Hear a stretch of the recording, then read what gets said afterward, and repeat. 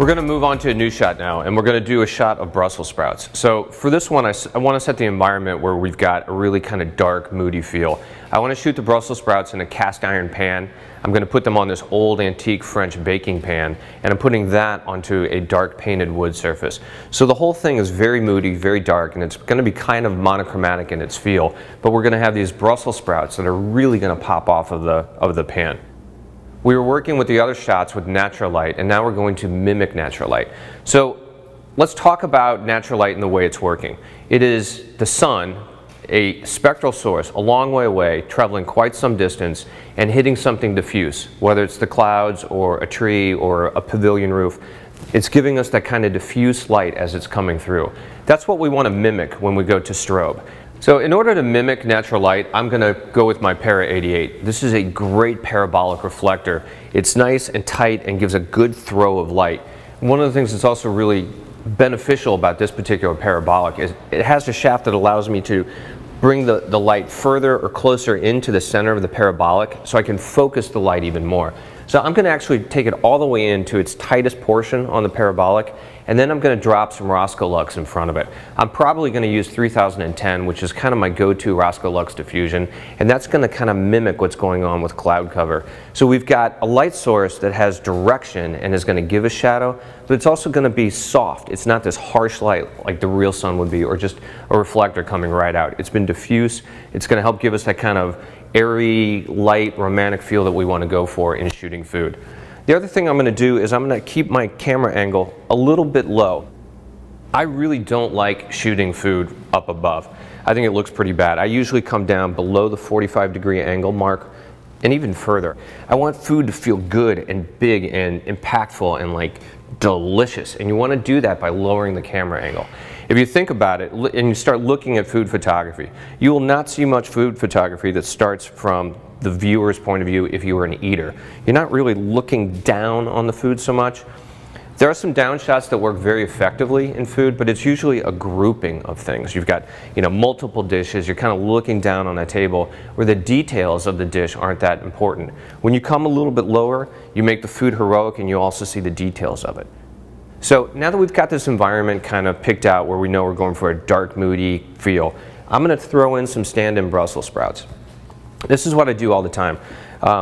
I want to kind of craft my shot before I really get into having the hero food out here, because I don't want the food to wilt or go limp and just kind of look bad, because it can be oily and it starts to soak up the oil and just look terrible after a little while. So what I do is I throw stand-ins out there. This gives me the ability to kind of frame everything up and know where I'm going to go when the real food comes out. So I can craft my light, I can craft my set, and this is just kind of loose stuff. I really don't care what this looks like right now, because again, it's stand-in.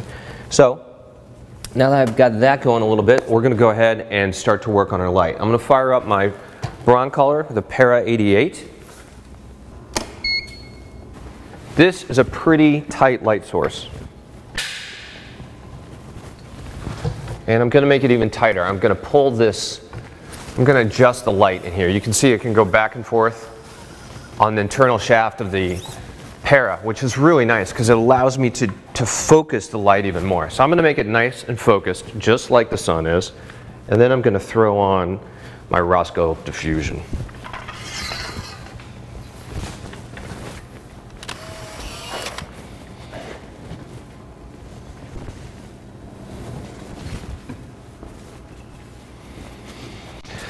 I tend to have a lot of my lights on rolling stands. It makes it nice and easy to kind of move things around. You can make nice fine adjustments with it. It's not absolutely necessary, but it's something that we have quite a bit. And one thing you want to do is make sure this is level. I don't get hung up on this. So I brought my parabolic so that it's actually hitting one side, and it's kind of raking down that diffusion. That's going to give me a little bit of movement with the light. It still has the tight spectral source, but it's becoming nice and diffuse as it moves down the diffusion panel. So let's take a quick look at this. I'm going to start to frame it up and see what we're getting. So again, I'm using my Fobastand, which is the monostand in studio, nice and solid. I'm going to go ahead and I'm going to lock that guy down. It's just a little twist to the foot pedal. This thing's going to go nowhere. So we're going to take a really quick look at this and see what we're getting.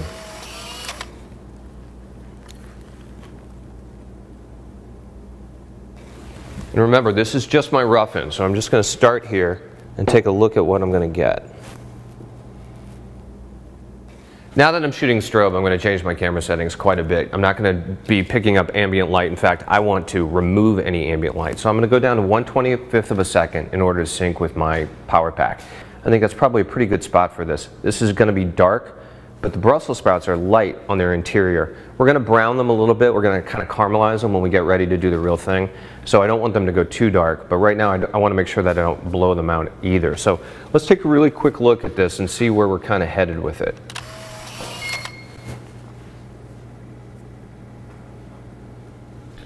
That's actually not too bad right out of the gate. I will tell you, I don't use a meter. I haven't used a light meter in a very, very long time. And after doing this for more than a couple decades, I kind of know where my power packs are. I know where my light sources are in terms of modifiers, the distance. So it's pretty easy for me to kind of get in the ballpark. This is something that you will probably experiment with, and the more you do it, the better you'll get at kind of figuring out where your exposure needs to be. So I'm going to make a couple of adjustments. I actually like the direction that this is going in for the most part. I want to fine tune it a little bit. The stuff in the background is a little too pervasive, and I want to see a little bit more of the handle. So I'm actually going to drop my camera down a little bit lower.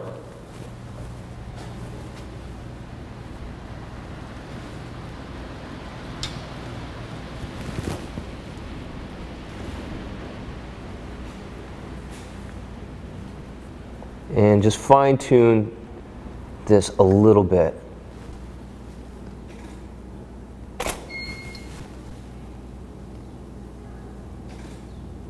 I'm starting to see a couple things that I like in the background, and I want to make that adjustment. So one, that bottle isn't doing it for me. But that back edge is kind of interesting, so I want to see if I can bring that in a little bit. I'm just going to move my set around a hair.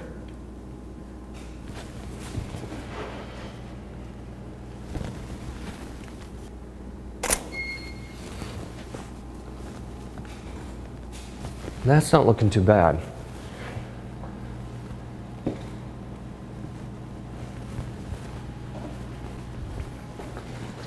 So I'm going to take a quick look at my crop. Now remember, I'm using my 14:22 crop because I want this nice horizontal image that's going to be a double page spread. Just going to quickly take a look at it.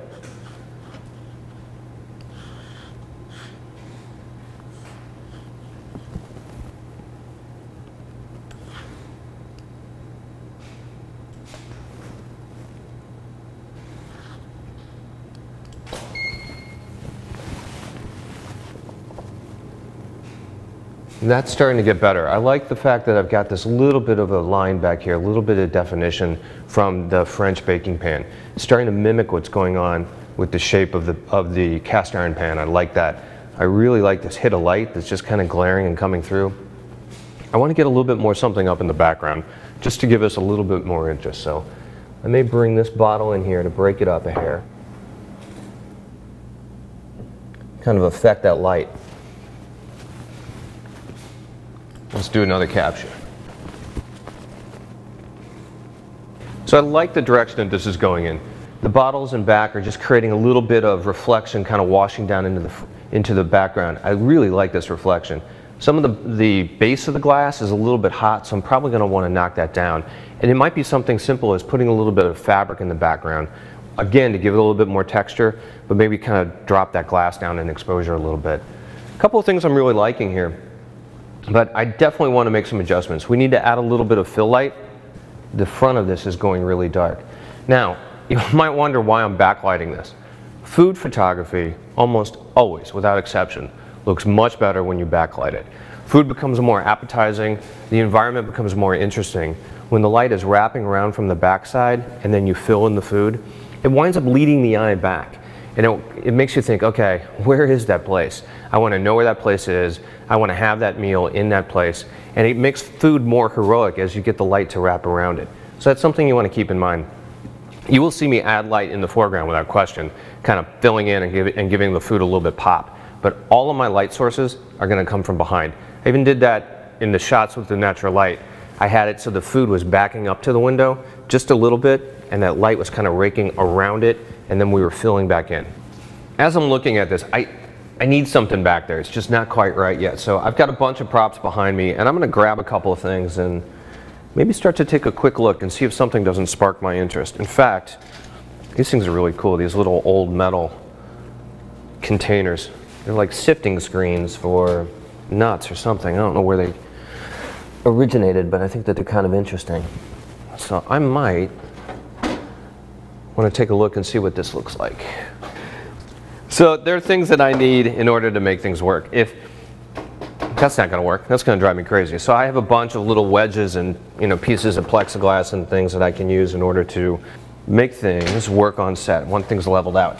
It's always great to have little pieces of scrap wood or wedges or anything like that just to help you kind of level things out as you go. This could be interesting, actually. Let's see if we like this. And again, you can see I'm making this up on the fly. I don't exactly know how it's going to end up. I know where my beginning point is. I know the environment that I want to create. I've got a plan, but I allow myself to just kind of let it happen out on set.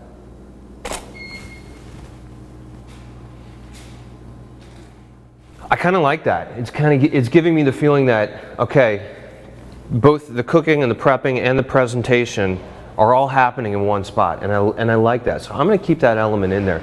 I may back off the stuff in the upper left corner just a little bit. One of the things that I like to do with these environments is create a little bit of mystery.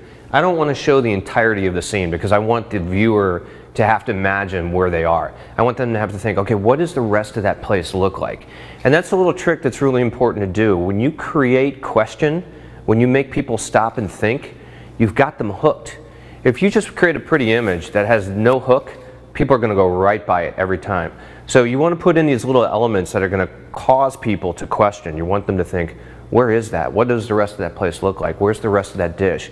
What are they not seeing? Because if you can kind of exploit their imagination in that sense, where you get them to think, okay, what's the rest of it look like? You've actually won because you're getting them to stop on that image, which quite frankly is really important. If you walk down any grocery store aisle, you will see tens of thousands of images in just one grocery store aisle. Probably in a grocery store you will see 300, 400,000 images, and that's really probably not an exaggeration. It's insane how much photography is out there, and people look really quickly and then move right on. So if you can get them to pause and look at your image, you've done a lot in order to sell that product. So that's something you really want to keep in mind. And it's also the same is very true with your portfolio. You want to get people to stop and think about it, because then you've won, then you've stuck in their mind a little bit. So the background is kind of a little hot up here. I'm not liking it. I want this thing to be a little bit moodier. So I'm actually going to take my other screen thing and I'm going to see if it gives me a little bit of interest in the background. I just maybe want to create a little bit of shadowing going on back there. Alright, so I like that a lot more. If you see our image just prior, my eye is going immediately up into this corner. It's pulling my eye. That is not where I want my eye to go. I want my eye to move around. This highlight is going to take my eye up and around. I need something to push it back, and right now my eye is going up into this corner and it's dying. So when I add this dark bit, I get that little bit of light. Stuff is coming in here, but it's pushing me back this way. And now I'm going over to the upper right side where those Brussels sprouts are uncooked and they're kind of in this prep pan, which is then taking me back. So again, we're bringing the eye all the way through this and back to my main focus. Simple trick. So I'm definitely going to put this in here. I need to get a little stand that I can lock it in on. Okay, so I'm just going to make a little tiny stand out of this thing with a pony clamp. One thing I'll tell you, everybody buys these things at the hardware store. That's where you get the cheapest ones. Some are red, some are green, some are black. If you can find them in black, get them, because you don't want that green cast or that red cast from the rubber on the pony clamp to be pushed into your set. So definitely think about that kind of stuff, because I know I do all the time. All right, let's see how that looks.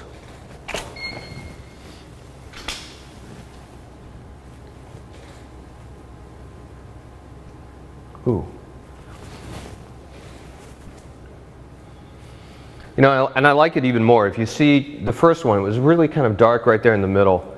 Just by placing this in a slightly different spot, there's a little bit more interest going on in that, which I think is kind of cool. So I'm going to keep that. And I'm going to move this bottle ever so slightly. See if we can't get a little bit more interest out of that. Like it. Okay. This is where I'm going to start. So I feel very comfortable with my stand-in. I've set the environment. I like what I'm doing. The only thing I need to do is add a little bit of fill light because I want to get a little bit of light going on in here. So I'm going to bring in a white card. I'm going to be pretty happy with that. And then I'm going to go into the kitchen and I'm actually going to go ahead and cook the Brussels sprouts, and we'll bring them out here. We'll move from the stand-in to the hero food, and we'll show you how we finish it up. So this guy's just going to kind of nestle up nicely against the camera. Bring it right about here. Shirt tails are awesome for holding clamps. And I'm going to clamp this both on the top and the bottom. And I do have the ability with a C-stand just to futz with it a little bit. So let's take a quick look at that and see what it looks like.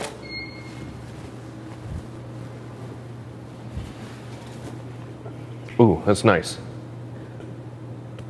Now, on this monitor, hopefully you can see the difference here. This was the shot just prior where this entire back rim of the pan was lighting up. I rotated the card away just a little bit to take some of that off and bring the light a little bit more to the right. I just kind of like crafting the light a little bit so it's not quite so even. It gives a little bit more drama. Now, I will tell you, I have invested quite a bit of money into a good monitor. I think that this is a really important thing for you to do.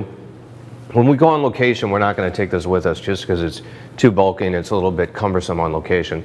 But you can really see the subtle differences when you're looking on a big monitor like this, and particularly when you're doing your retouching. You want to have that so you can really adjust exposure and color in a very accurate manner. One of the features I really like about this iZone monitor is that every 200 hours it will go ahead and self-calibrate. So it's nice for me because I know before when I had to work with a Spyder or some sort of calibration software, I would often forget and not do it on a really regular basis. Having a monitor that does it for me is incredible. It's so easy, I don't even have to worry about it.